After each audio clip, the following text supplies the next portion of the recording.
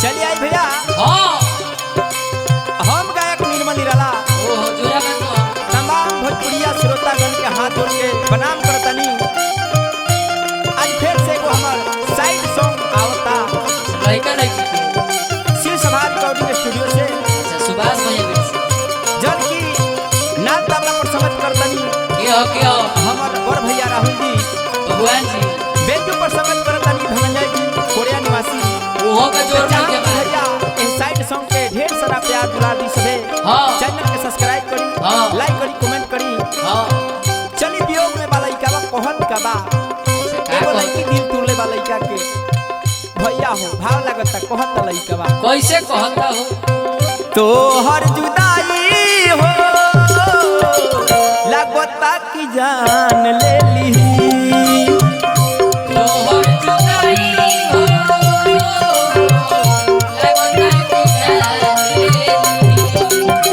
तो हर जुदाई हो लागता की जान ले ली।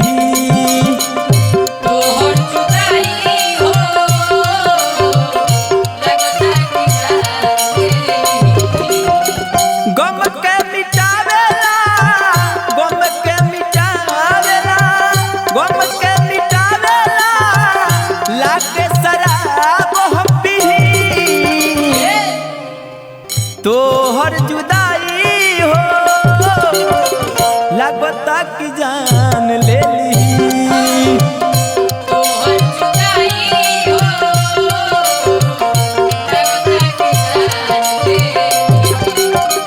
तो हर जुदाई हो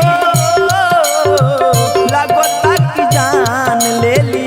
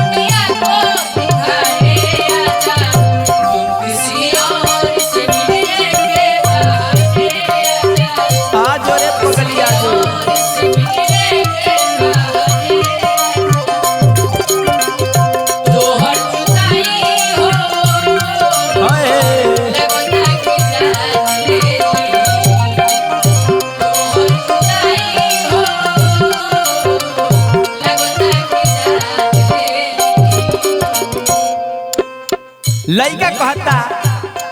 रे पगली हमारे के तो छोड़ के चलिए गईले सब डुबा दे हले इतना बड़का सजा मत दे हमरे के खून फेंक भैया भाव लगता लइका के छोड़ी के गईलू जब से सनम छोड़ी के गईलू जब से सनम घुट घुट के जियतानी हम घुट घुट के जियतानी हम छोड़ी के गईलू जब से सनम घुट घुट के जियतानी हम याद तोहर जब आवेला हमके पागल बनावेला याद तोहर जब आवेला हमके पागल बनावेला याद तोहर जब आवेला हमके पागल बनावेला जान हमार तू लेके गइलू जी त कैसे जी तोहर जुदाई हो लगता की जान ले ली।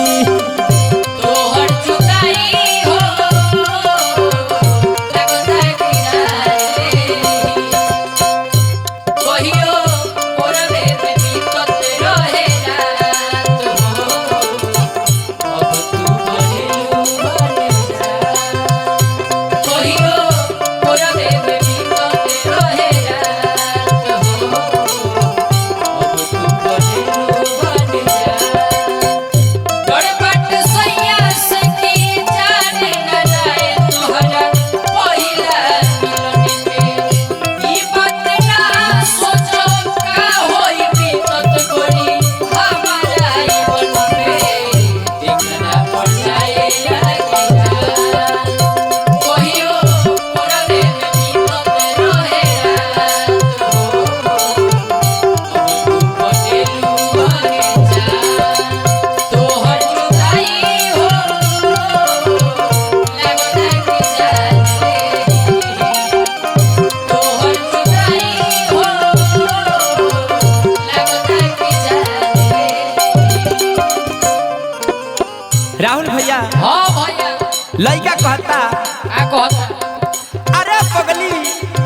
अरे पगली तोरा प्यार में होई पगला लहू फेंकता लड़का के भाव रहता राहुल भैया कहत क्या कैसे कहता अरे पगली काहे रोवलू जब हंसावे के ना रहे हाँ काहे गुनगुनौलू जब गावे के ना रहे ना रहे। आज आंसू पोछता नहीं एगो प्रश्न बन के हाँ काहे मोहब्बत कैलू जब निभावे के ना रहे ओ